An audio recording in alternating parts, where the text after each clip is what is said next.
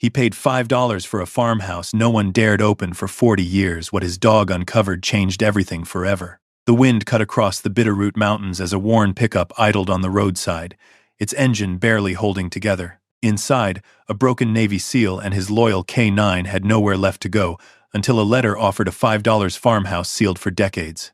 What waited inside wasn't abandoned. It was hidden. Comment 1 or 0, and your location if you'd take that chance.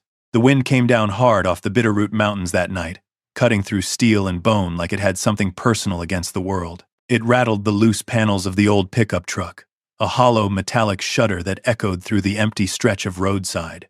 Snow had started to fall, not heavy, not yet, but enough to coat the ground in a thin, brittle layer that reflected the pale glow of the moon. Inside the truck, Caleb Walker didn't move. He lay slumped in the driver's seat, jacket pulled tight around his chest, one hand resting near the door handle even in sleep. It wasn't comfort, it was habit. Years of training had burned it into him. Always be ready. Always have an exit. Beside him, curled tightly but alert even in rest, was Titan. The German shepherd's ears twitched at every sound, the wind, the distant hum of a passing semi, the creak of freezing metal. His eyes opened before the truck even trembled. Then the headlights came. A truck roared past on the highway, too close, too fast. The sound slammed into Caleb's mind like a detonation. Gunfire. For a split second, the world inside his head shifted. Dust, heat, shouting, a man screaming his name. Caleb's eyes snapped open, his body jerking upright as his hand shot forward, grabbing at nothing, no weapon, no gear, just empty air. His breath came fast, uneven, like he had just surfaced from deep water. Titan was already moving. The dog pressed his body against Caleb's side, steady, grounding, no panic, no confusion, just presence. Caleb blinked hard, dragging himself back to the present. The cold glass, the cramped cab, the quiet road. No contact, he muttered under his breath, voice rough, distant. You're clear. Titan didn't move away. He stayed close, his weight firm against Caleb's leg, until the man's breathing slowed. It took a while. Caleb leaned back against the seat, staring out at the windshield where frost had begun to creep along the edges. His reflection stared back at him unshaven, hollow-eyed, older than 35 had any right to look. 6 months. 6 months since the discharge papers, since the evaluation, since the word unstable had followed him out of the only life he'd ever known. 6 months of drifting, truck stops, empty lots, gas stations that didn't ask questions. This rusted pickup was the closest thing he had to a home now. He reached into the passenger side floor, pulling up a small envelope that had been shoved between a blanket and a stack of worn maps. It had arrived that morning, forwarded from an address he barely used anymore. Official, plain, easy to ignore. He had almost thrown it away. Almost. Caleb turned it over in his hands again, the paper stiff from the cold. Titan lifted his head slightly, watching him, as if sensing something in the motion. You don't miss much, do you? Caleb said quietly. The dog's ears shifted forward. Caleb let out a slow breath and opened the envelope. The letter inside was brief. Legal. Cold in the way only official words could be. Property claim. Final heir. $5 filing fee. Abandoned farmhouse. 40 years. Location. Black Ridge Valley, Wyoming. He read it twice, then a third time, slower. The words didn't change. He let out a short, dry laugh, the sound barely filling the cab. $5, he said, shaking his head. That's what it's worth now. Titan shifted closer again, resting his chin lightly on Caleb's thigh. Caleb stared at the letter, but he wasn't seeing it anymore. He was seeing the alternative. Another night like this, another week, another winter, the slow erosion of something that had already been worn thin. He looked around the truck, the cracked dashboard, the condensation on the glass, the smell of old coffee and cold fabric. This wasn't living. It wasn't even surviving. It was waiting. Waiting for what? He didn't know. His fingers tightened slightly around the letter. A farmhouse, sealed for 40 years, somewhere no one else wanted. It sounded like a joke, or maybe a trap, or maybe, just maybe, something different. Titan lifted his head fully now, eyes locked on Caleb's face. Waiting. Caleb exhaled slowly, the breath fogging in the cold air. You think it's nothing? He asked quietly. Or, you think it's something? Titan didn't answer, of course, but he didn't look away either. Caleb glanced back down at the letter, then toward the dark road stretching ahead of them. Snow continued to fall, soft and steady now, covering the tracks behind them. No one was coming. No one was looking. For the first time in a long time, the choice was his. Stay here, or go. Caleb folded the letter carefully and slipped it back into the envelope. Then he reached into the cup holder and counted what was left. A few bills, some coins, just enough. He let out another breath, longer this time, and reached for the keys. The engine turned over slowly, protesting the cold, then caught with a rough, uneven rumble. Titan shifted immediately, sitting upright now, alert, ready. Caleb adjusted his grip on the wheel, staring out into the darkness ahead. All right, he said, voice low but steady. Let's see what $5 gets us. He eased the truck onto the road, tires crunching over the thin layer of ice as they turned north.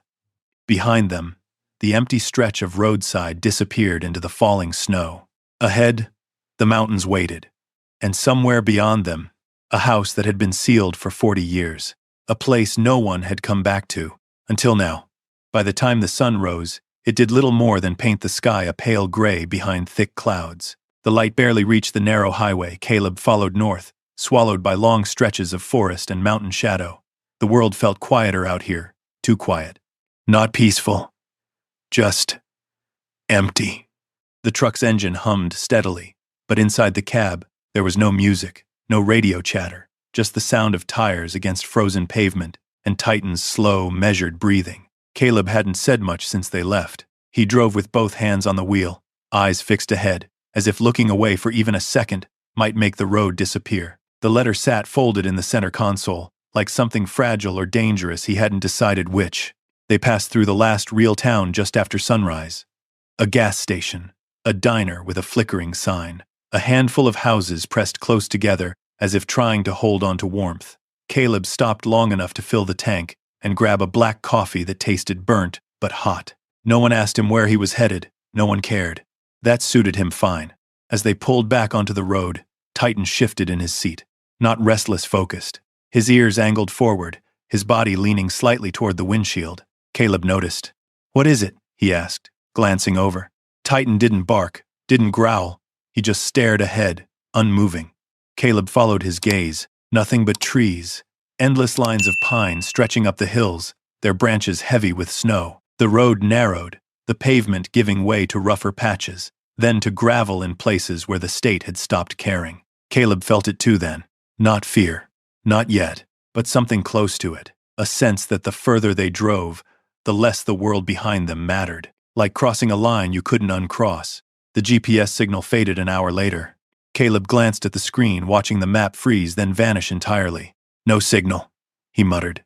Titan's ears twitched. Caleb reached over, tapping the screen once, then turning it off. He didn't need it anymore. The directions were simple enough. North, then east at the old logging road, then keep going until there was nothing left. He drove in silence for another mile before the highway gave way completely. The turnoff wasn't marked, just a break in the tree line where the ground dipped slightly, the snow thinner where tires had passed, maybe weeks ago, or longer. Caleb slowed the truck, studying it. This has to be it, he said. Titan didn't relax. If anything, he became more alert. Caleb eased the truck onto the dirt path. The tires crunched over frozen mud and scattered rock, the suspension groaning as the road immediately grew uneven. Branches scraped along the sides of the truck with a high, dry screech. The trees closed in around them, tall, dense, leaning inward as if watching. The sky disappeared behind interlocking branches, turning the daylight into something dim and filtered. Shadows stretched longer than they should have, shifting with the movement of the truck. Caleb slowed even more. This wasn't a road anymore. It was a memory of one. He tightened his grip on the wheel. You feel that? He asked quietly. Titan didn't take his eyes off the path ahead. The deeper they went, the quieter it became. No birds, no wind. Just the truck, moving through something that didn't seem to want it there. Then, suddenly, the trees broke. The road opened into a clearing, wide and silent under a thin blanket of snow. And there it was, the farmhouse. It stood at the far edge of the clearing, angled slightly, as if it had settled unevenly over the years. The paint, what little remained, had faded into a dull gray. the wood beneath, exposed like bone. The windows were boarded shut, each one sealed tight, weathered planks nailed across them from the outside. The porch sagged on one side, its support beams warped and cracked. A section of the railing had collapsed entirely, half buried in snow. Behind the house, rows of orchard trees stretched into the distance. Or what used to be trees. Now they were twisted, lifeless shapes, branches clawing at the sky. Dead. All of it. Caleb didn't move. The engine idled softly as he stared. "This is it," he said, though it came out more like a question.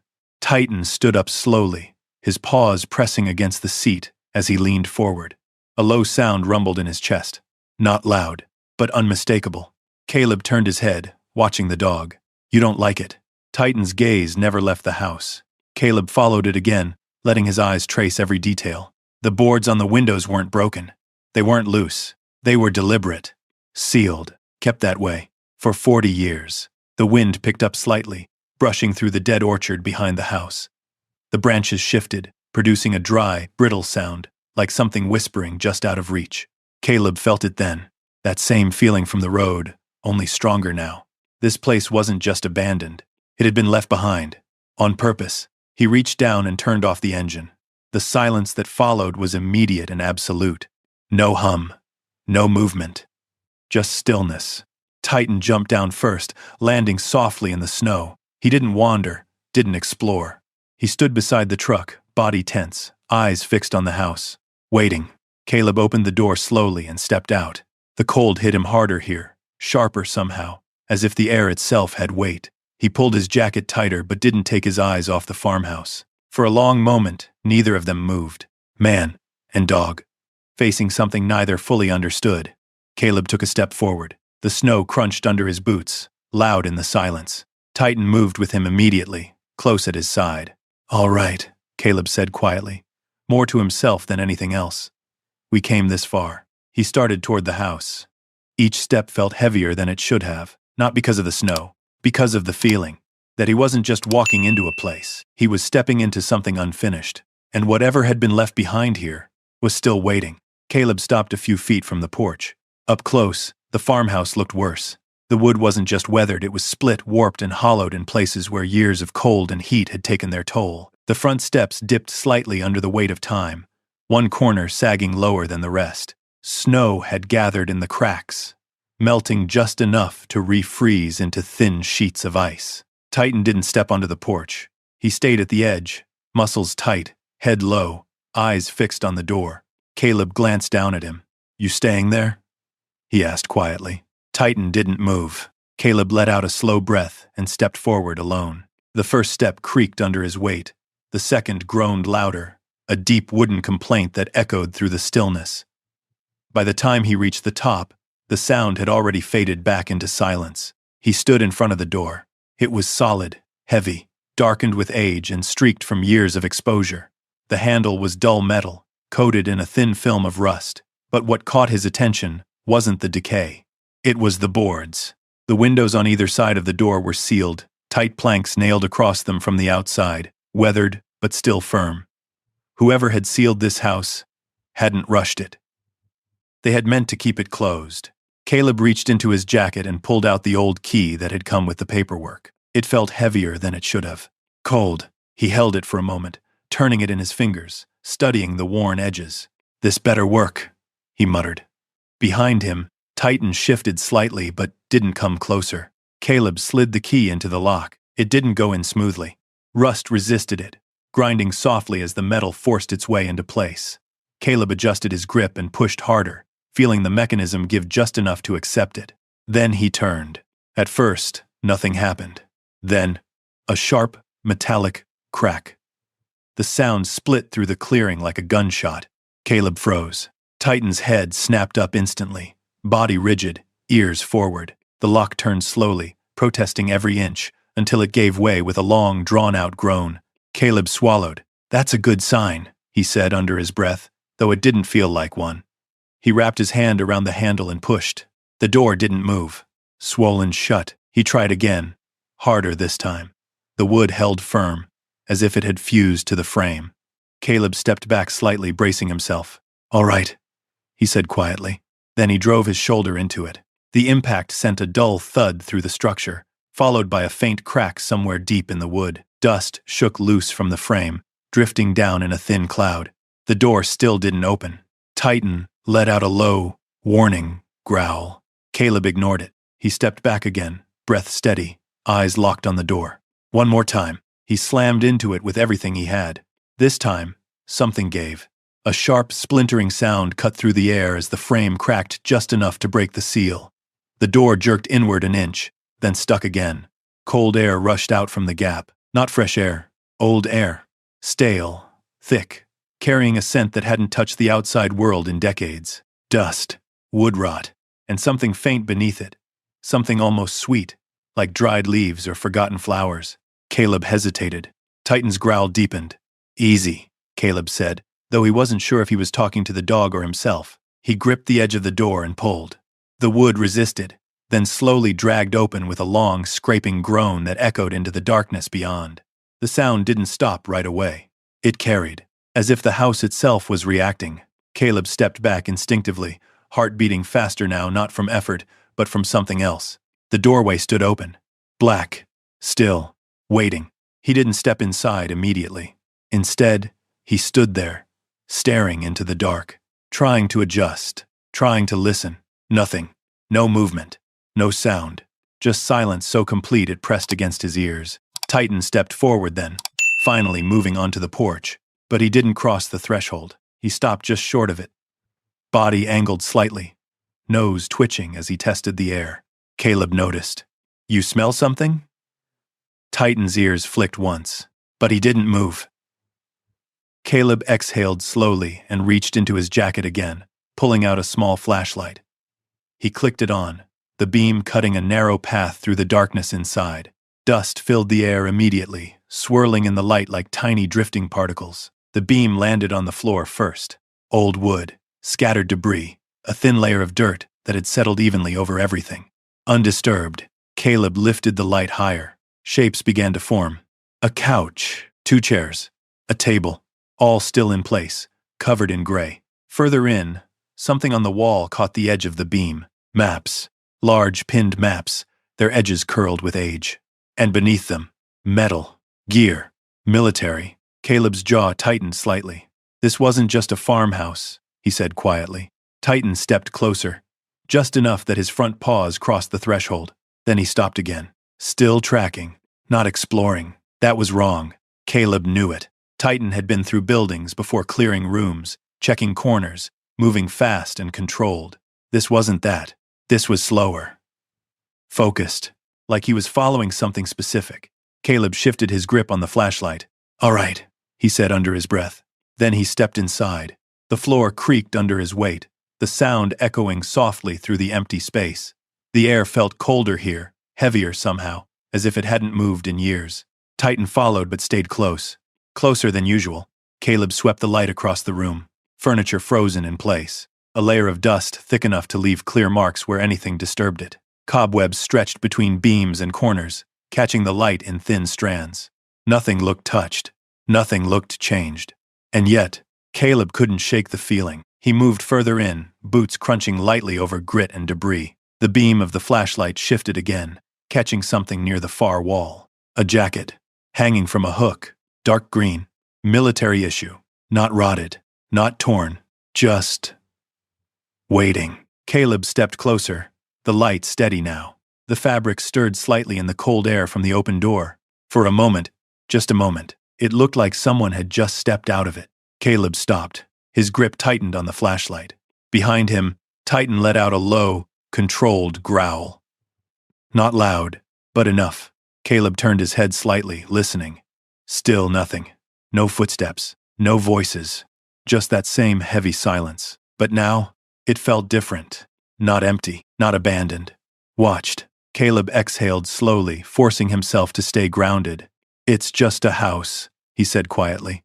But even as he said it, he didn't believe it. Because something about this place wasn't done yet. Caleb stood in the center of the living room, the beam of his flashlight drifting slowly across the walls, the furniture, the silent shapes that hadn't moved in 4 decades. Nothing shifted, nothing breathed. And yet, the feeling stayed. Titan pressed closer to his leg, not out of fear but awareness, the kind that came from training, from instinct sharpened by things most people never saw. Caleb lowered the flashlight slightly. "Clear," he whispered. But the word felt hollow. He moved deeper into the room, boots crunching lightly over dust and debris.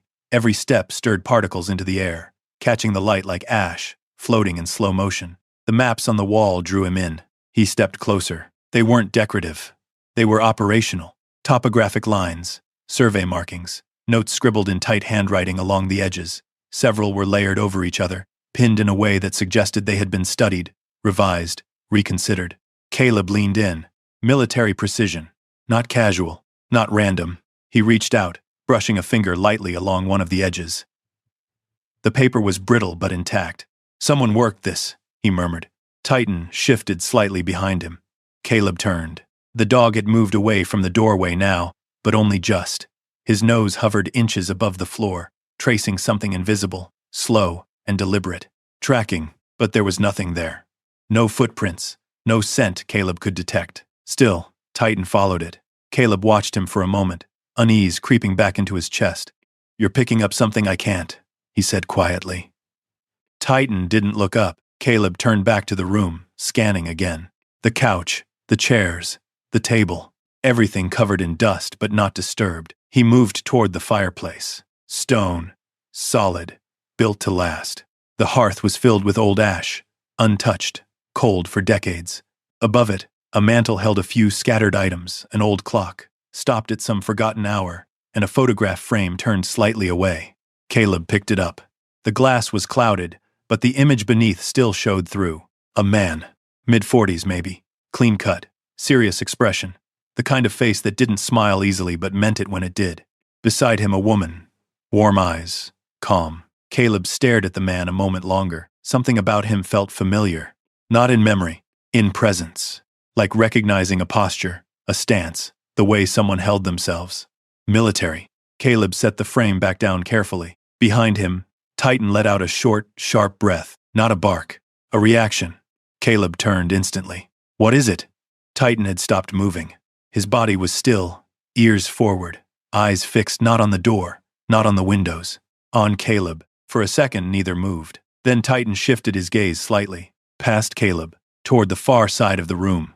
Caleb turned slowly. The flashlight followed. The beam landed on the staircase. It rose along the right wall, disappearing into darkness above. The railing was intact, though worn. The steps held a thin layer of dust, undisturbed. Nothing moved, but the air felt different there.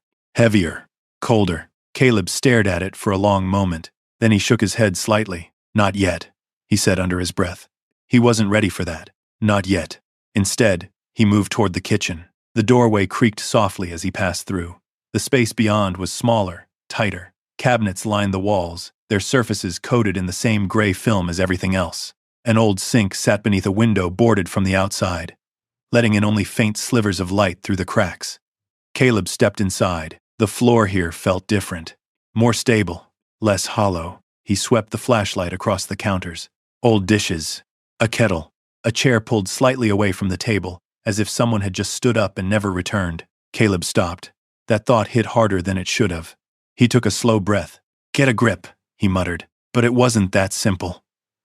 Because the longer he stood there, the more it felt like the house wasn't empty, just paused, like a story that had been interrupted mid-sentence. Behind him, Titan entered the kitchen quietly.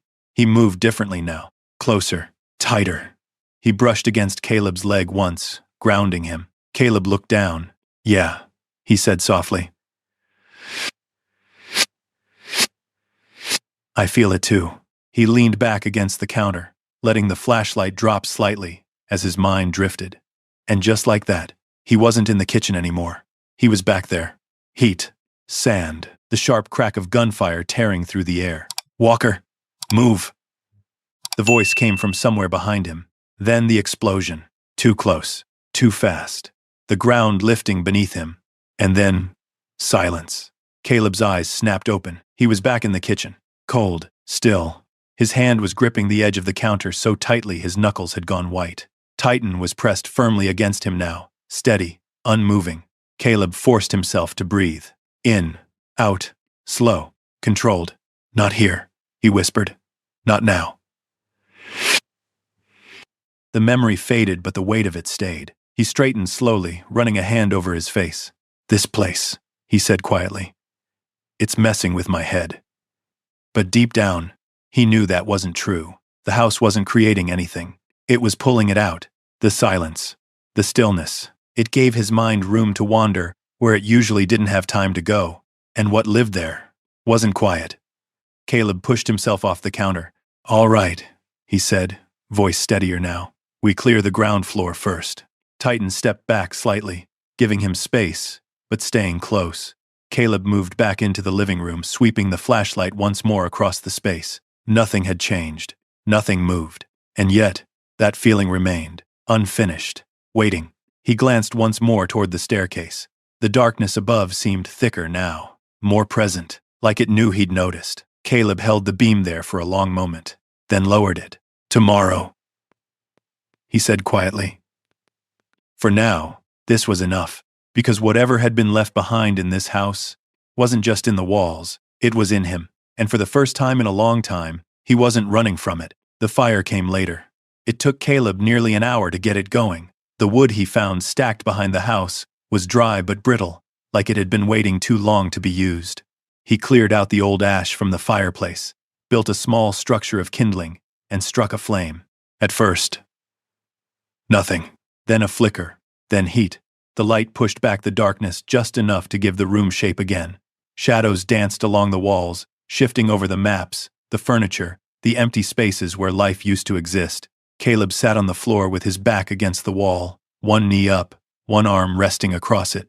Titan lay close beside him, but not fully relaxed. His head was up, ears alert, eyes moving not randomly, but with purpose. Watching, always watching. You ever get tired? Caleb asked quietly, staring into the fire. Titan didn't respond. Didn't need to. Caleb let out a faint breath through his nose. Yeah, he muttered. Me neither. The fire crackled softly, the only sound in the house now. Outside, the wind had died down completely. No branches scraping, no distant engines, just silence. It should have felt peaceful.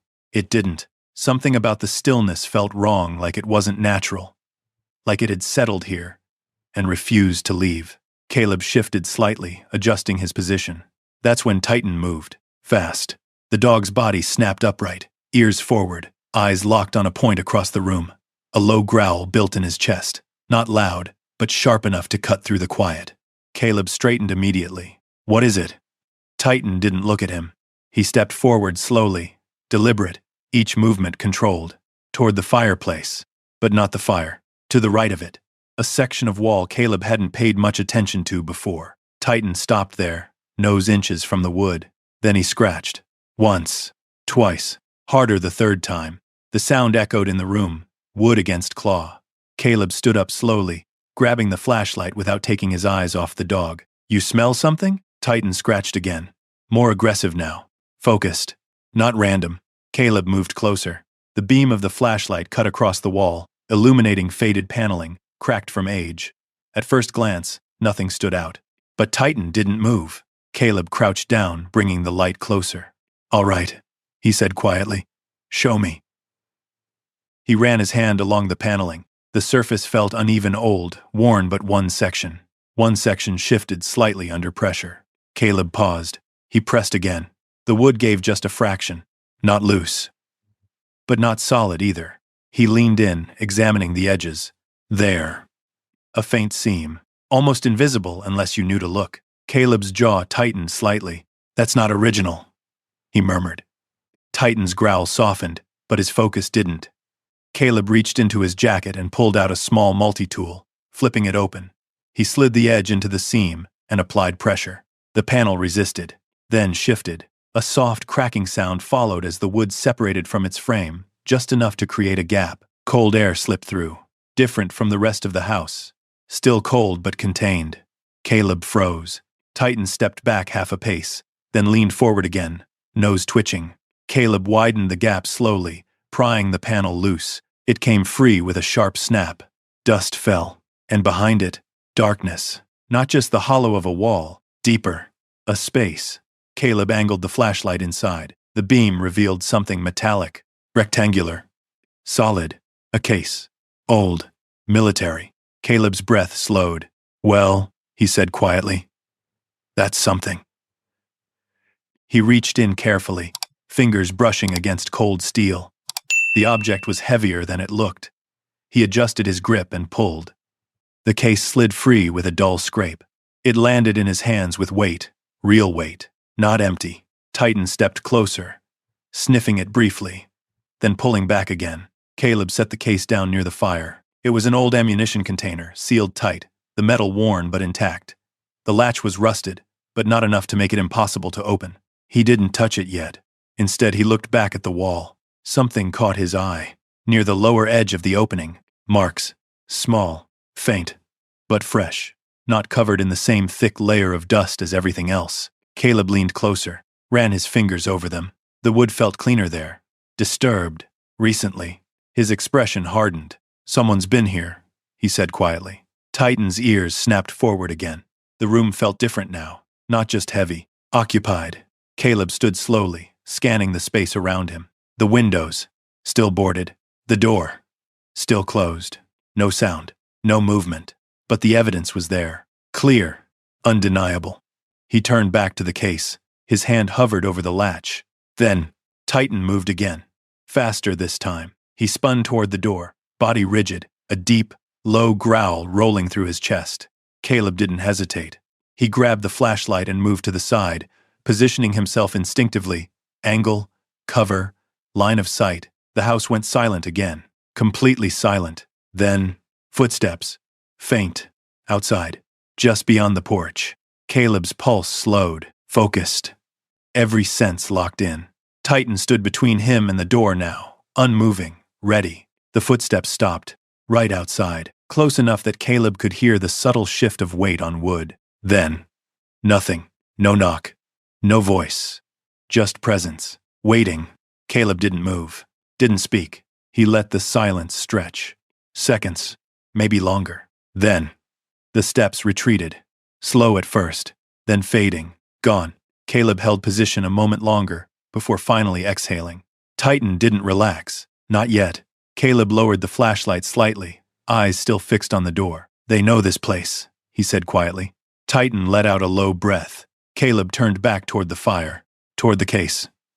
And the open wall behind it. Whatever this was, it wasn't abandoned. It had been hidden, protected, and now, found. The fire snapped softly, sending a brief flare of light across the metal case at Caleb's feet. For a long moment, he didn't touch it. The house had changed, not in shape or sound, but in meaning. Before, it had felt abandoned. Now it felt interrupted. Caleb crouched slowly, his eyes flicking once more toward the front door. Titan stood near it, body angled, listening, not relaxed, but no longer growling. Watching, guarding. Caleb placed his hand on the lid of the case. Cold, solid, real. All right, he murmured. Let's see what you were hiding. The latch resisted at first, stiff from years of disuse. Caleb adjusted his grip and used the edge of the multi-tool to pry it upward. A sharp metallic click broke the silence. Titan's ears flicked, but he didn't move. Caleb lifted the lid. Inside, not emptiness, not decay, but order. Everything inside had been sealed carefully, wrapped in oilcloth to protect it from moisture and time. Caleb peeled back the top layer. The first thing he saw was money. Stacks of it, old bills, bound with rubber bands that had dried and cracked but still held. The edges were slightly worn, but the bundles were intact. Caleb blinked once. Then again. That's not nothing, he muttered. But the money wasn't what held his attention. It was what lay beneath. He reached in and pulled out a folder. Thick, heavy, military-grade paper. He opened it carefully. Inside were documents typed, stamped, marked with classifications that hadn't faded with time. Coordinates, survey reports, operational notes. His expression shifted. This isn't civilian, he said quietly. Titan moved closer now, standing beside him. Caleb flipped through the pages. Certain words stood out. Acquisition, territory, transfer, and one name. Repeated. Northridge. Caleb froze. He leaned closer to the page, scanning more carefully. The documents outlined something bigger than land ownership. They described systematic control properties acquired under pressure, boundaries redrawn, records altered, not random, coordinated. Caleb sat back slightly. This place, he murmured. It wasn't just land. He reached deeper into the case. His fingers brushed against something else. Plastic, smooth. He pulled it out. Cassette tapes. Several of them, labeled by hand. Dates. Notes. One of them stood out immediately. Final record. Caleb stared at it for a second, then set it aside. Not yet. He wasn't ready for that. Instead, he went back to the documents. At the bottom of the stack, he found something heavier. A sealed envelope. He opened it carefully. Inside, a photograph. The same man from the frame above the fireplace, but younger, in uniform. Military intelligence insignia visible on his shoulder. Caleb's jaw tightened. Daniel Mercer, he said quietly, reading the name printed on the back. Titan shifted beside him. Caleb exhaled slowly. Yeah, that fits. He looked around the room again. The maps, the gear, the structure of it all. This hadn't been a home. Not just a home, it had been a base. A place to work. To watch. To record. Caleb set the photo down carefully, then glanced back toward the open wall. Something didn't sit right. He stood slowly and moved back to it. The flashlight beam cut into the hollow space again. The case had been sitting toward the front, too easy to find, too obvious. If someone had hidden something this carefully, there was more. Titan followed immediately, stepping closer. Caleb leaned in, reaching deeper this time. His fingers brushed against the back of the cavity. Wood. Then, a gap. Small. Hidden. He shifted his angle, pushing further. His hand slid into a second compartment. Smaller. Tighter. His fingers closed around something thin. Flat. He pulled it out. Another tape. Different from the others. No label. No markings. Just blank. Caleb stared at it. Then back at the case. That's the one, he said quietly. Titan's ears flicked again. Caleb didn't know how he knew. But he did. This was what had been hidden deeper. Protected. More than the rest. He stood there for a moment, holding it, then turned slowly. The room felt different now. Not just heavy. Focused. Like everything in it had been leading to this point. Caleb placed the tape carefully beside the others, then sat back down near the fire. The flames had settled into a steady burn, casting long shadows across the room. Titan lay beside him again, but closer now, his body angled toward Caleb, eyes still alert. Caleb picked up the labeled tape first. Not the final one. Not yet. He needed context.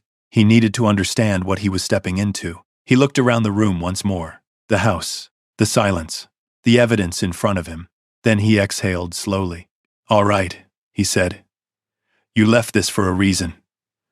His hand hovered over the tape player sitting near the wall, old, but intact. He reached for it, paused, then looked down at Titan. You ready?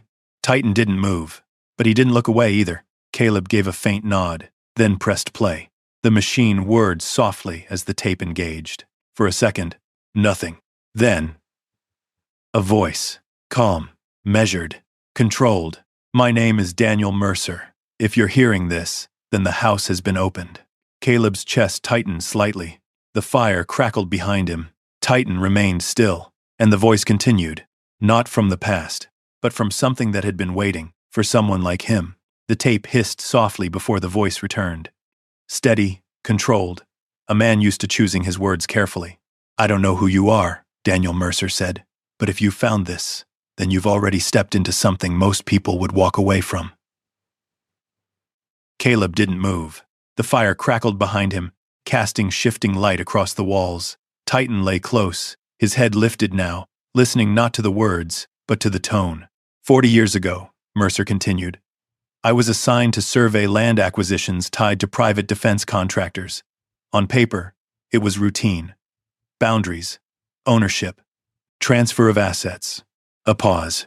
It wasn't routine. Caleb's eyes narrowed slightly. He leaned forward, elbows resting on his knees, the tape player between them. They weren't buying land, Mercer said. They were taking it, quietly, legally, on the surface. But behind that pressure, threats, records rewritten, people pushed out. The fire popped sharply, sending a brief flare of light upward. Caleb didn't react. He was locked in now. I documented everything, Mercer continued. Every irregularity, every name, every transaction that didn't add up. I thought I was building a case. Another pause. Longer this time. I was wrong. Titan shifted slightly beside Caleb, his ears flicking once. They found out, Mercer said, voice quieter now. Not immediately, but eventually. And when they did, they didn't come after the evidence. Caleb's jaw tightened. They came after my family. The words settled heavy in the room. Caleb exhaled slowly. He understood that too well. I had a choice, Mercer went on. Turn it over. Walk away. Pretend I hadn't seen anything. Or keep going and risk everything. The tape crackled softly. I chose wrong. Caleb shook his head slightly. No, he muttered under his breath. You didn't. The voice continued. They made it clear. I wasn't the target anymore. My wife, my son. That was the leverage. Titan let out a quiet breath. Caleb's grip tightened on his knee. So I did the only thing I could, Mercer said. I disappeared. The room felt colder somehow. Caleb glanced briefly toward the boarded windows. Still sealed. Still silent. I staged it, Mercer explained. Left enough behind to make it look real. Abandonment. Failure. Cowardice. Whatever story they needed to believe. A faint shift in his tone. It worked. Caleb swallowed. They stopped looking for me, Mercer said. Which meant they stopped looking for them. The fire settled again, its light softer now. I left everything here, Mercer continued. The documents. The money. The proof. Not because I thought someone would find it. A pause. But because I hoped someone would understand it. Caleb's eyes dropped to the case beside him. The stacks. The files. The tape. You don't need to fight them, Mercer said. Not if you can walk away. That was never the point. Caleb frowned slightly. That land. Mercer went on. It's not valuable because of what's on it. It's valuable because of what it connects to. Another pause. If you stay, they'll come. Titan's ears shifted again. Caleb didn't look at him. He didn't need to. He already knew. I couldn't stop them, Mercer said. But I slowed them. I made them careful. Quiet. His voice softened. That was enough. The tape crackled. Then, I don't know if I made the right call, Mercer admitted. But I know this. If you're hearing this, then you already understand something most people don't. Caleb leaned back slightly. What? He whispered. The answer came quietly. Some things are worth standing your ground for. The tape went silent for a moment. Just the soft hiss of empty recording. Caleb waited. Then, a final line. If you choose to walk away, whole men will blame you. A pause. But if you stay, the tape crackled once more. Then finish it. Click. The machine stopped. The silence that followed wasn't empty. It was full. Heavy. Caleb sat there, unmoving. The fire burned low behind him, shadows stretching longer now across the walls. Titan rested his head slowly against Caleb's leg. Not alert. Not tense. Just there. Caleb stared at the tape. His mind wasn't racing. It was still. Processing. Pieces falling into place. The house. The maps. The hidden case. The footsteps outside. They're still here, he said quietly. Not a question. A fact. Titan didn't move. Caleb leaned forward, elbows resting on his knees again. For a moment, he said nothing. Then, a memory surfaced. Not the battlefield. Not the chaos. But the moment after, when everything went quiet, when the decisions were already made, and all that was left was what came next. Caleb looked down at his hands. Steady now. For the first time, in a long time. This wasn't meant for just anyone, he said softly. Titan lifted his head slightly. Caleb glanced at him. No, he added. It was meant for someone who wouldn't run. The words settled between them. The fire cracked once more. Outside, the wind stirred faintly through the dead orchard. Caleb reached for the second tape, the one without a label. He held it for a moment, then set it back down. Not yet. Because now, he understood something. This wasn't just a discovery. It was a decision. And the house, the land, the truth buried in it, wasn't waiting to be found anymore. It was waiting to be chosen.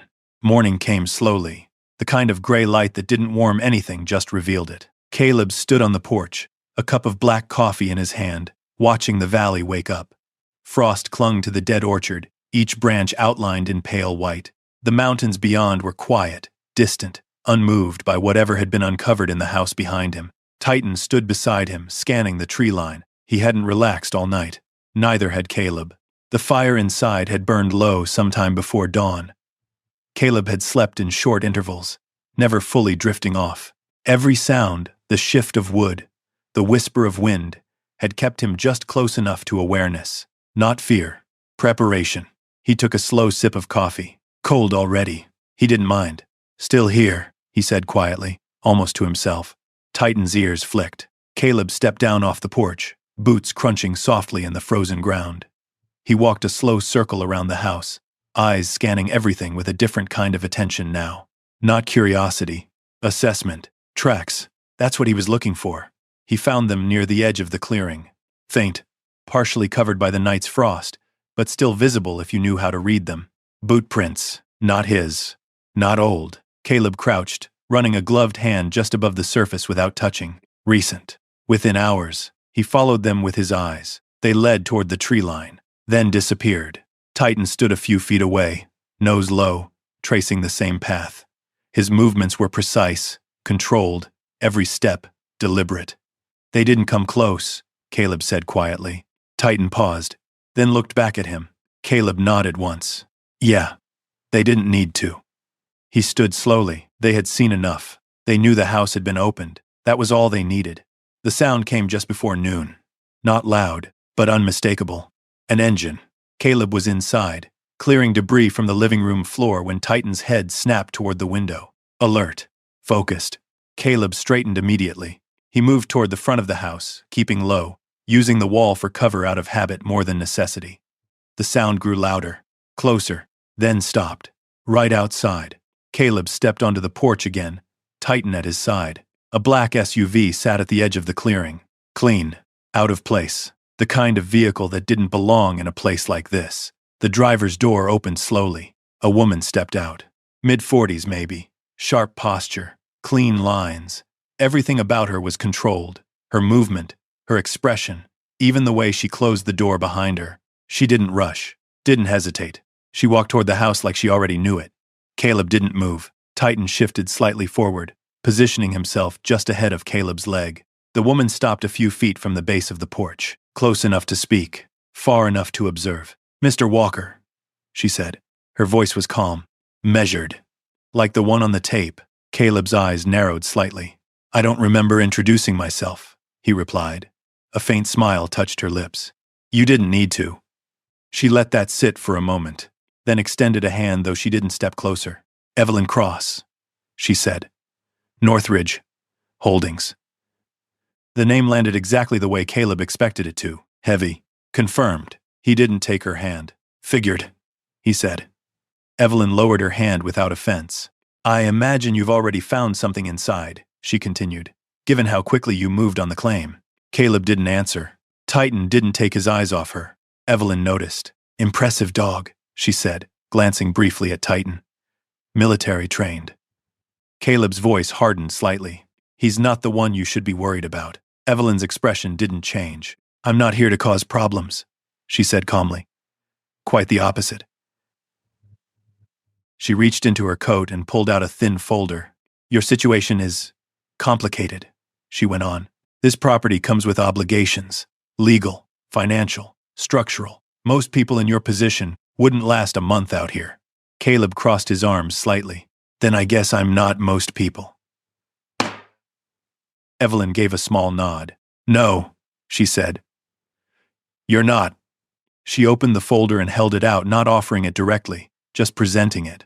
"Buyout," she said. "Immediate, clean, more than fair." Caleb didn't move. "You walk away," she continued.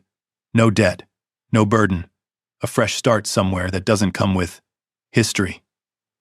Titan let out a low, quiet growl. Evelyn's eyes flicked to him again, then back to Caleb. "This place," she said softly, "isn't worth what you think it is." Caleb stepped down off the porch now, closing the distance by a few feet. "Funny," he said. "That's not what the paperwork says." Evelyn's smile returned smaller this time. "Paperwork can be misleading." Caleb stopped just short of her, close enough now to see the details, her eyes, steady and calculating. the slight tension in her jaw she hadn't shown before. "You knew it was sealed," he said. 40 years. Evelyn didn't deny it. "We monitor properties of interest," she replied simply. "Interest," Caleb repeated. He let the word hang, then shook his head slightly. "Not interested," he said. Evelyn didn't react immediately. She closed the folder slowly. "I think you misunderstand," she said. "This isn't an opportunity you want to refuse." Caleb met her gaze evenly. "No," he said. "I understand it just fine." A pause. The air shifted. Evelyn took a small step back, not retreating, just adjusting. "Mr. Walker," she said, voice still calm but colder now. "You don't know what you've stepped into." Caleb's expression didn't change. "Yeah," he said quietly. "I do." Titan moved slightly, placing himself more directly between them now. Evelyn noticed, and this time, her smile disappeared completely. "Then you should also know," she continued, "that staying here won't be simple." Caleb shrugged lightly. "Nothing ever is." Another pause. Longer. He could see it now, the shift behind her eyes. Not anger, not frustration, calculation. She studied him, measured him, then gave a small, almost respectful nod. "Very well," she said. She turned and walked back toward the SUV without another word. The engine started moments later. The vehicle reversed slowly, then turned, disappearing back down the narrow path through the trees. Silence returned, but it wasn't the same silence. Caleb stood there a moment longer, watching the empty space where the SUV had been. Then he exhaled slowly. "They're not asking," he said. Titan looked up at him. Caleb nodded once. "They're warning."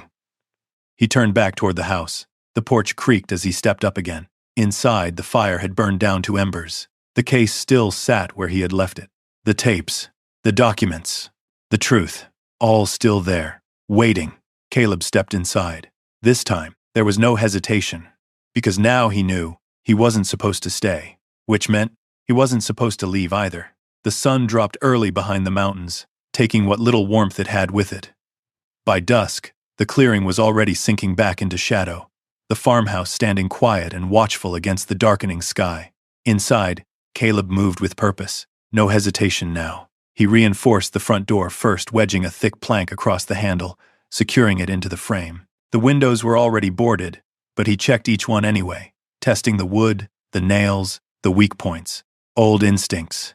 Still sharp, Titan followed him through every room, step for step, never drifting far. His posture had changed again, not tense, not uneasy. Focused. Ready. Caleb returned to the living room, glancing once at the case and the scattered documents. He gathered them carefully, stacking everything neatly and placing it deeper inside the wall cavity before sliding the panel back into place. Not perfect, but hidden enough. He stood there a moment, staring at it. "They're coming back," he said quietly. Titan's ears flicked. Caleb nodded once. "Yeah, I know." The fire burned low again, casting a dim orange glow across the room. Outside, the wind had picked up, brushing through the dead orchard with a dry, whispering sound. Caleb sat down briefly, back against the wall, eyes on the door, waiting. He didn't know when, but he knew. The night stretched. Hours passed. Nothing. Just the steady rhythm of the fire and the distant movement of wind. Then, Titan moved. No warning, no growl. Just a sudden shift, his body rising, head snapping toward the back of the house. Caleb was already moving. He stood in one motion, grabbing the flashlight, killing it before the beam could give away his position. Silence. Total. Then, a sound. Soft, deliberate, not the wind. Footsteps. Not at the front, at the back. Caleb's breathing slowed instantly. Controlled. Measured. He moved along the wall, keeping low, every step placed carefully to avoid noise. Titan stayed just ahead of him, tracking, adjusting. The footsteps stopped. Then, a faint scrape. Wood. Testing. Someone was checking the rear entry. Caleb reached the kitchen doorway and paused, listening. Another scrape. Closer. The back door. The old hinges creaked slightly under pressure. Caleb positioned himself beside the frame, body angled, ready. Titan crouched low, muscles tight. The door shifted. Just slightly. A crack. Cold air slipped through. Then, a hand. Gloved. Pushing. Caleb waited. Didn't move. Didn't rush. The door opened another inch. Then another. Enough. The moment stretched. Then, Titan moved. Fast. Explosive. He launched forward with a force that broke the silence like a gunshot, his body slamming into the intruder before they could react. A sharp shout cut through the dark. Caleb stepped in immediately, grabbing the door and pulling it wide, using the movement to disorient the second figure just outside. Two of them, maybe more beyond. The first stumbled back under Titan's weight, trying to regain footing. The second hesitated just long enough.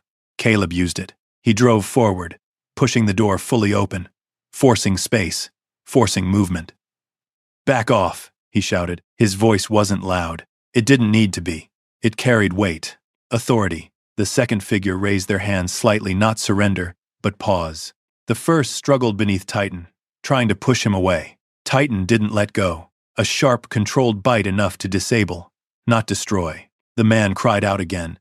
"Call him off!" the second shouted. Caleb didn't move. "Tell them to leave," he said, voice steady. The second figure hesitated, then nodded quickly. "Back, back," they called out into the dark. A third shape shifted further out, barely visible in the shadows. Then, movement, retreat, fast.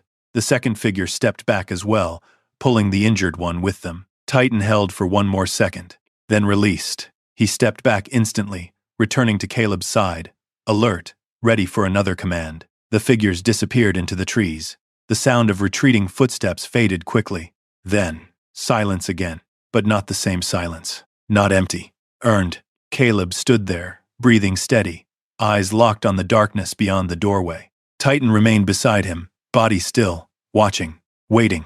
A long moment passed. Then Caleb stepped forward, closing the door slowly. He secured it again, reinforced, then turned. Titan limped, just slightly. Caleb noticed immediately. "Hey," he said, crouching down. Titan didn't resist, as Caleb checked him. A shallow cut along the shoulder. Not deep, but enough. Caleb's jaw tightened. "You took that for me," he muttered. Titan's eyes stayed on him, calm, unshaken. Caleb exhaled slowly, running a hand gently along the dog's neck. "Yeah," he said quietly, "I know." He stood again, looking toward the wall where the case was hidden, then back to the door. "They're not done," he said. Titan shifted his stance. Caleb nodded. "Neither are we." He moved back to the fireplace, adding another piece of wood, watching as the flame caught again. The light returned, stronger now, pushing back the dark. Caleb sat down slowly, but he didn't relax. Not anymore, because something had changed. Not just the house, not just the situation. Him. He wasn't the man in the truck anymore. The one drifting, waiting. He had a position now, a place, a line. And for the first time in a long time, he wasn't backing away from it. Morning broke clear and cold. The kind of sky that looked clean from a distance but carried a sharp edge in the air. Frost clung to the porch rail, and the dead orchard beyond shimmered faintly under a thin glaze of ice. Caleb was already outside, working, not pacing, not watching, working. He had stripped the damaged boards from the back door and replaced them with a reinforced beam cut from a fallen post behind the shed. The wood was rough, uneven but solid. It would hold. For now, Titan lay nearby on a folded blanket Caleb had dragged out from the truck. The cut on his shoulder had been cleaned and wrapped, a simple field dressing, nothing fancy, but enough. The dog didn't rest easy. Every few seconds, his eyes lifted, scanning the tree line, tracking movement that wasn't there. Or maybe was. Caleb noticed. "You did good," he said, without looking up. Titan's ears flicked. Caleb tightened a bolt with the last of the tools he had. "Better than good," he added quietly. He stood, stretching his back slightly. The work had already started to take its toll, muscles stiff, joints tight from cold and strain. But it felt different, grounded, purposeful. He stepped back, studying the door. Stronger. Not permanent, but stronger. "Step one," he muttered. The sound of an engine cut through the valley again. Different this time. Slower. Older. Caleb turned immediately, eyes narrowing as he looked toward the road. A pickup truck rolled into the clearing, its tires crunching softly over the frozen ground. Dust rose behind it in thin clouds, catching the sunlight. Not black, not clean, not controlled, just worn. The truck came to a stop a few yards away. The engine idled for a moment, then shut off. A man stepped out. Late 60s, maybe older. Broad shoulders despite the years. A face shaped by weather and time. Lined but steady. He wore a thick jacket and gloves that looked like they'd seen decades of work. He didn't rush. Didn't posture. He just looked at the house. Then at Caleb. Then at Titan. The dog watched him carefully but didn't growl. That mattered. The man gave a small nod. "You the one who opened it?" he asked. His voice was rough, but not unfriendly. Caleb didn't answer right away. "Depends who's asking," he said. The man walked a few steps closer, stopping short of the porch. "Hank Dalton," he said. "I run the garage down in town." Caleb studied him. Hank didn't look like a threat. Didn't move like one either. Still, Caleb stayed cautious. "Caleb Walker," he replied. Hank's eyes shifted briefly to Titan. "That one yours?" "Yeah." Hank nodded slowly. "Good dog," he said. Titan remained still but relaxed just slightly. That mattered too. Hank looked back at the house. "Didn't think I'd see this place open again," he said. Caleb crossed his arms. "You knew it?" Hank let out a short breath. "Everyone around here knew it," he said. "Didn't mean we understood it." He glanced toward the orchard. "People stopped coming out this way a long time ago." Caleb stepped down off the porch, closing some of the distance. "Why?" Hank looked at him for a moment, then shrugged slightly. "Same reason most folks avoid things they can't explain," he said. "And the rest?" He paused. "They had better reasons." Caleb's eyes narrowed slightly. "Northridge," he said. Hank didn't react immediately, but he didn't deny it either. "Word travels," he said quietly. Caleb nodded once. "Yeah," he said. "It does." A brief silence settled between them. Not uncomfortable. Measured. Hank gestured lightly toward the house. "You planning to stay?" he asked. Caleb didn't hesitate this time. "Yeah," he said. Hank studied him, then gave a small approving nod. "Then you're gonna need more than that door," he said. Caleb let out a faint breath through his nose. "Figured." Hank turned back toward his truck, reaching into the bed and pulling out a toolbox. "I've got some extra materials," he said. "Nothing fancy, but it'll get you started." Caleb watched him. "You helping me?" he asked. Hank glanced over his shoulder. "Don't mistake it for charity," he said. "I just don't like seeing things left unfinished." Caleb held his gaze for a second, then nodded. "Fair enough." The work began quickly after that. Hank moved with practiced ease, measuring, cutting, reinforcing weak points. Caleb hadn't even noticed yet. He didn't talk much while he worked, but when he did, it was direct, useful. Caleb followed his lead, learning the structure of the house the same way he had learned terrain once before by doing. Titan stayed close, watching, occasionally rising to circle the perimeter before returning again. Hours passed. The sun climbed, then began its slow descent again. By late afternoon, the house looked different. Not fixed, but defended. Boards reinforced, doors secured, weak points identified. Hank stepped back, wiping his hands on a rag. "It'll hold for now," he said. Caleb nodded. "Appreciate it."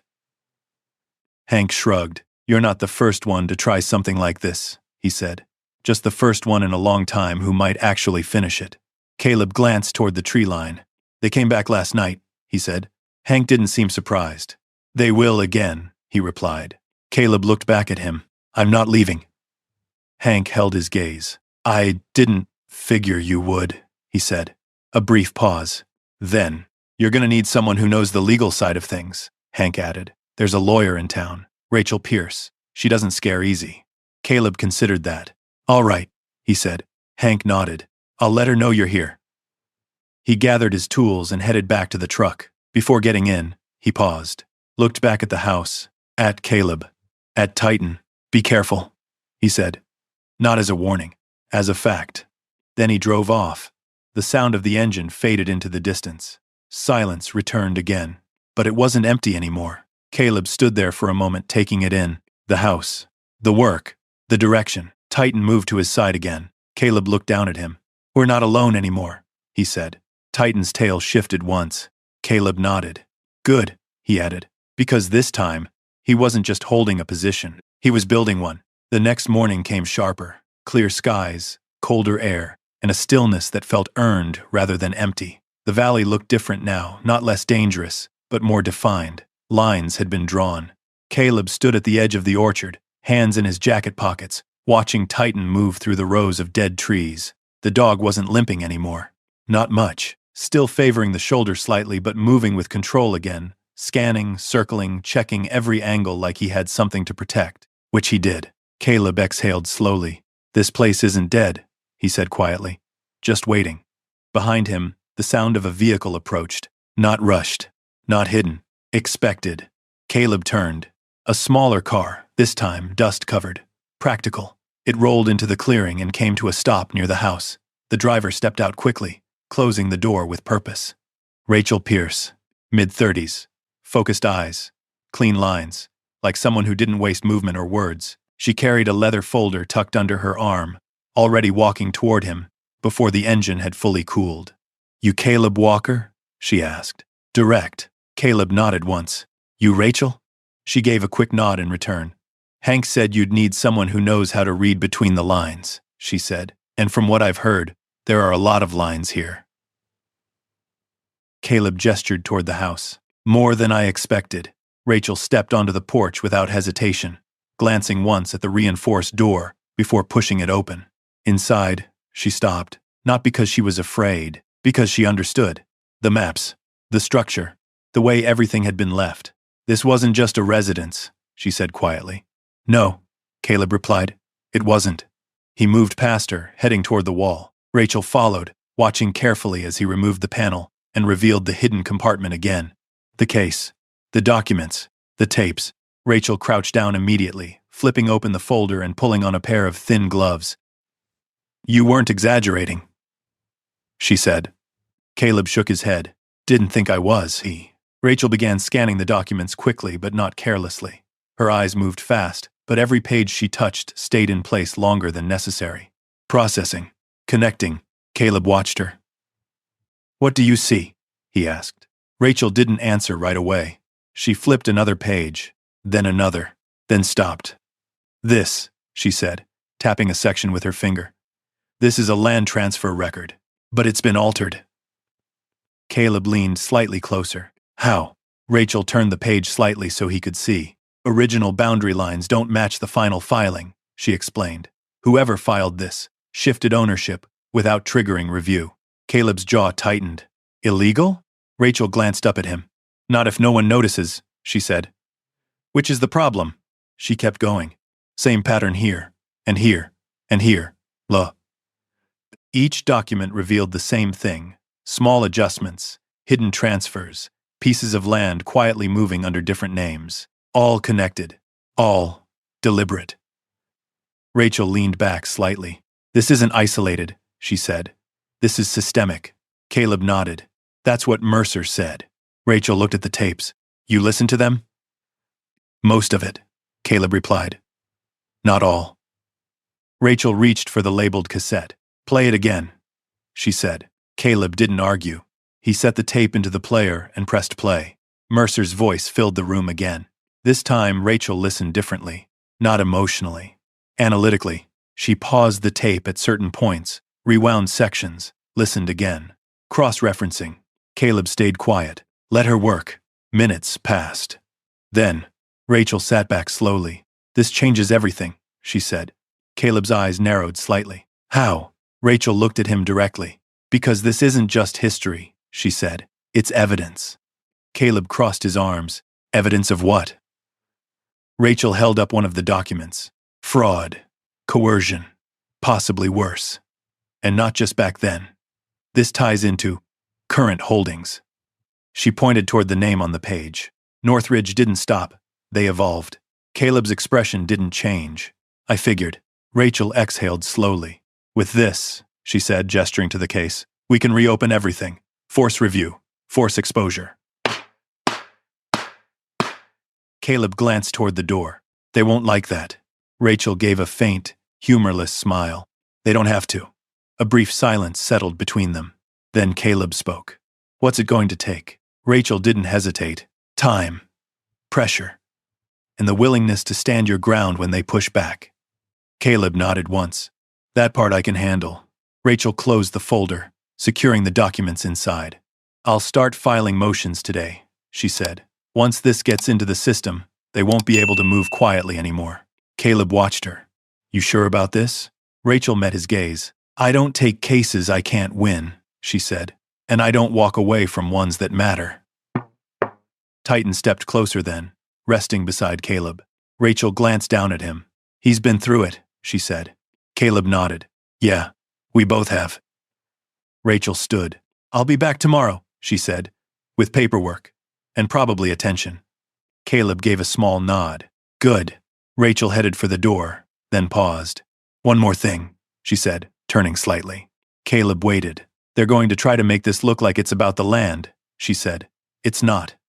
Caleb's expression hardened slightly. I know. Rachel studied him for a second, then nodded. Good, she said. She left without another word. The car started moments later and pulled away. Silence returned again, but this time, it felt different. Not heavy, not uncertain. Clear, defined. Caleb stood there, looking at the documents still spread across the table. The maps, the names, the truth. He reached for the final tape, the unlabeled one. Held it in his hand for a moment, then set it down again. Not yet. Because, now, he understood something. This wasn't just about finishing Mercer's story. It was about making sure it didn't disappear again. Caleb stepped toward the window, looking out at the orchard. The trees were still dead, but the ground beneath them wasn't. They buried it deep, he said quietly. Titan stood beside him. Caleb nodded once. Not deep enough. Spring didn't arrive all at once. It came in small, quiet changes. The snow melted first, slowly, unevenly revealing patches of dark earth beneath the orchard. The air softened. The wind lost its bite. And for the first time since Caleb had arrived, the valley didn't feel frozen in place. It felt alive.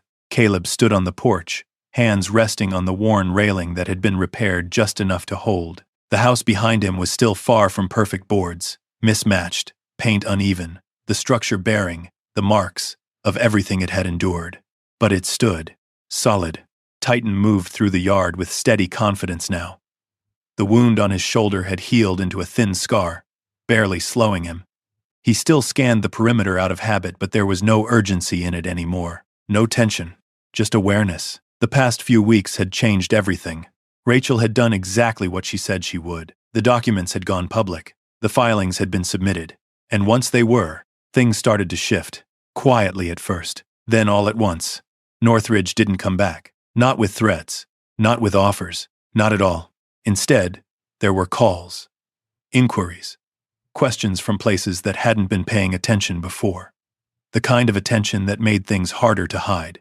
The kind Mercer had hoped for. Hank had stopped by more than once, bringing tools, supplies, and the kind of help that didn't need to be explained. Other people followed neighbors Caleb hadn't met yet, offering what they could. Not out of obligation, out of recognition. They knew what this place had been, and what it meant now. Caleb hadn't asked for any of it, but he didn't turn it away either. He worked, every day, fixing what he could, reinforcing what mattered. The house became something different under his hands, not restored to what it had been, but rebuilt into what it needed to be. A place that could hold, a place that could last, a place that wouldn't be taken quietly again. The orchard changed too. At first, it didn't look like much, just bare branches against open sky. Then, small signs, buds, faint, almost easy to miss. But there, life where there hadn't been any. Caleb noticed it the morning it happened. He walked out into the rows, Titan at his side, and stopped beside one of the trees. He reached out, touching a branch lightly. Still here, he said quietly. Titan sat beside him, calm. Caleb nodded once. Yeah, he added. You too. Back at the house, the final tape still sat where he had left it. Unlabeled, untouched. He hadn't needed to play it. Not anymore. Everything Mercer had left behind. The documents. The recordings. The truth. It had already done what it was meant to do. It had been found, understood, carried forward. Caleb stepped back onto the porch, lowering himself into the chair he had built from leftover wood. It wasn't perfect, but it held his weight. That was enough. Titan settled down beside him. For a while, neither of them moved. The valley stretched out in front of them, quiet and open. The orchard, the road, the distant line of trees. Nothing rushed, nothing demanded. It simply existed. Caleb leaned back slightly, letting the silence settle around him. Not the heavy silence from before, not the kind that pressed in. This one was different, lighter, earned. He thought about the truck, the road, the nights that had all felt the same. He thought about the letter. $5. A place no one wanted. He let out a faint breath. Wasn't much to look at, he said. Titan's ear flicked. Caleb smiled slightly. Still isn't. Another quiet moment passed. Then Caleb's gaze drifted toward the house behind him, toward the wall where the case was hidden, toward the space that had held everything. He didn't need to open it again. He didn't need to go back, because what mattered wasn't inside anymore. It was here, in the ground, in the work, in the choice that had been made and held. Caleb leaned forward, resting his forearms on his knees. He stayed, he said quietly. Titan looked up at him. Caleb nodded. In his way, he added. A faint breeze moved through the orchard, carrying the scent of earth instead of frost. Caleb let it pass over him. Then he spoke again. I guess I did too. No weight in it, no doubt, just truth. Titan shifted closer, resting his head against Caleb's leg. Caleb reached down, resting his hand on the dog's neck. You didn't leave either, he said. Titan stayed still. Caleb's grip tightened just slightly. Never did. The sun dipped lower behind the mountains, casting long shadows across the valley. The house stood steady behind them, the orchard stretching out ahead. Not finished. Not perfect, but alive. Caleb leaned back again, eyes on the horizon. For the first time, in a long time, he wasn't looking for the next place to go. He wasn't waiting. He wasn't drifting. He had something now. Not given. Not handed over. Built. Held. Chosen. The house hadn't saved him. It hadn't fixed what had been broken, but it had given him something else. A place to stand. A reason to stay. And in the quiet that followed, that was enough. If you believe some ground is worth standing on, type yes in the comments. I'd like to know who still feels that way. Around here, we believe in holding your line, even when it's not easy. If this story meant something to you, stick around and subscribe. There are more stories like this waiting.